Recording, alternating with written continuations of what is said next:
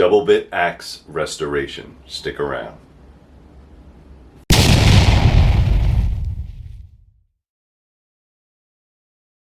Hey guys, good morning. So I haven't done a axe restoration in quite some time. This axe bit was in the Adirondack Mountains. If you haven't already watched the video where I did my winter bug out last year, this is what I found. Now, you can go ahead and watch that video and see where I dug it up. Basically, I was looking for a place to hide, so I dug around a rock and I heard something metal, and sure enough, this was in there.